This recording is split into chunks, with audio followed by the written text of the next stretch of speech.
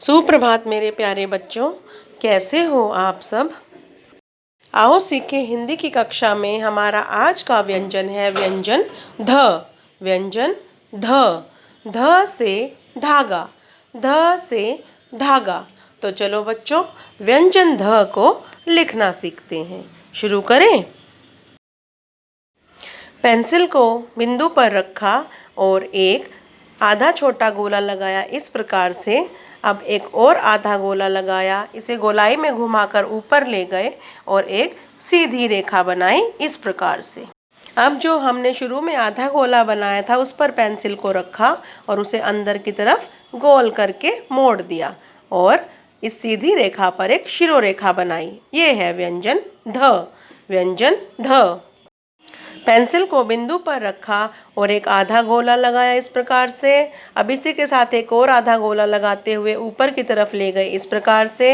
अब एक सीधी रेखा बनाई इस प्रकार से। अब पहले वाले आधे गोले को अंदर की तरफ गोल घुमा दिया इस प्रकार से। अब सीधी रेखा पर एक शिरोरेखा लगाई इस प्रकार से। ये है व्यंजन ध। व्यंजन ध। तो बच्चों, आज हम क्या लिखना सीख रहे हैं? व्यंजन ध। ध से धनुष। ध से धागा।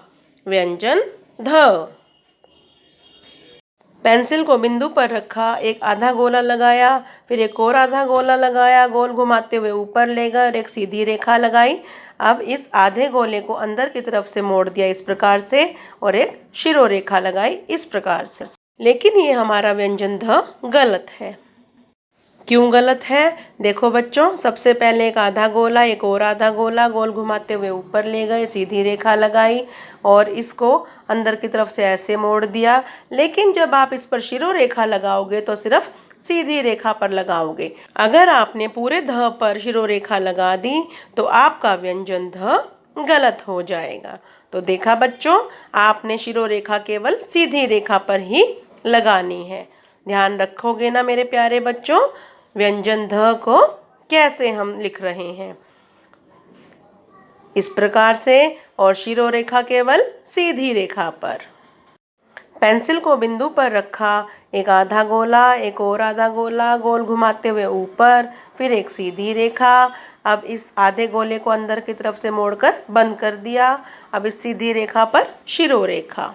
पेंसिल को बिंदु पर रखा, आधा गोला, एक और आधा गोला, गोल घुमाते हुए ऊपर, सीधी रेखा लगाई, फिर इसको अंदर की तरफ से इस प्रकार से बंद कर दिया और शिरोरेखा सीधी रेखा पर।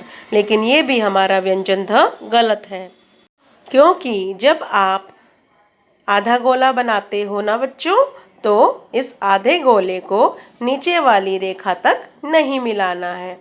इस प्रकार से दोनों गोले छोटे बनाते हुए ऊपर की तरफ ले गए, सीधी रेखा अंदर की तरफ मोड़ दिया और शिरोरेखा केवल सीधी रेखा पर, नीचे की तरफ नहीं मिलाना है। तो मेरे प्यारे बच्चों, व्यंजन ध को बनाते समय इन बातों का विशेष ध्यान रखना है। धन्यवाद मेरे प्यारे बच्चों।